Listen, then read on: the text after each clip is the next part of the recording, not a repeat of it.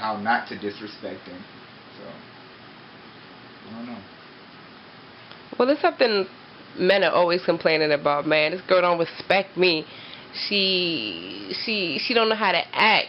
And I guess a lot of women, we see it as, well, we are respecting him. We're doing what we're supposed to be doing, and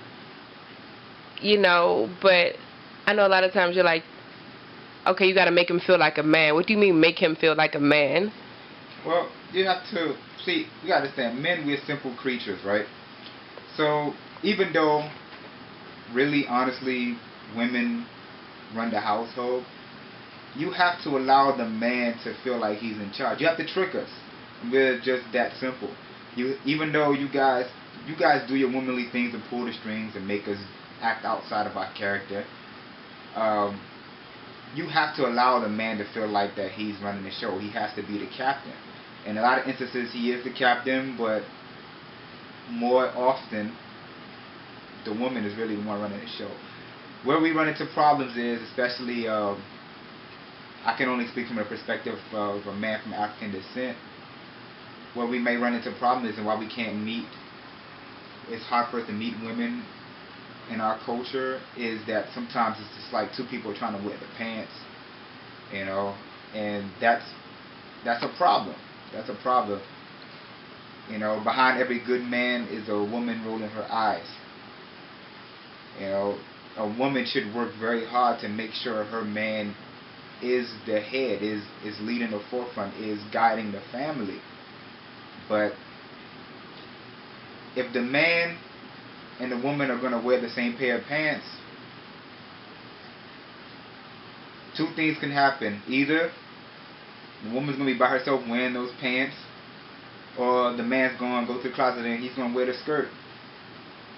That's it. You think that's the problem in our Igbo community nowadays? That's shoot. We got to do like three more videos for that one right there. The fundamental problem that's plaguing our young Igbo community is, wow, so many layers.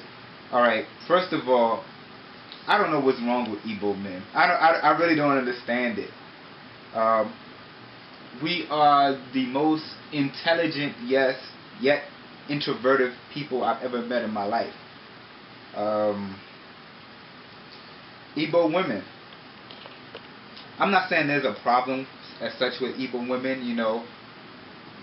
A lot of women now are very educated, and I think sometimes that education and that self-determination that they use to, I guess, find their progress in life, some kind of impedes the whole connection that needs to take place between an Igbo young man and an Igbo young woman. I don't know, from my perspective, how I see it is just like a lot of these Igbo girls, they grew up in a house and they saw that their mother was subservient to their husband, and due to our assimilation to Western culture, a lot of the girls grew up and they just say, I'm not gonna be like my mother. My husband ain't gonna tell me, is not gonna tell me everything. Me and my husband, we're gonna be equal. And I think a woman can be strong and stand on her own and be independent, but I think there's a point where a woman needs to know, all right, let me step back and let the man be the man. But therein lies another problem with that. A lot of these Igbo men out here they're not willing to be the men. They don't know how to be the man. I'm not saying that they're not men, but they don't know how to be the man. That's why you have these women, Igbo women, they'll just go and date like American guys, or they go date Yoruba guys.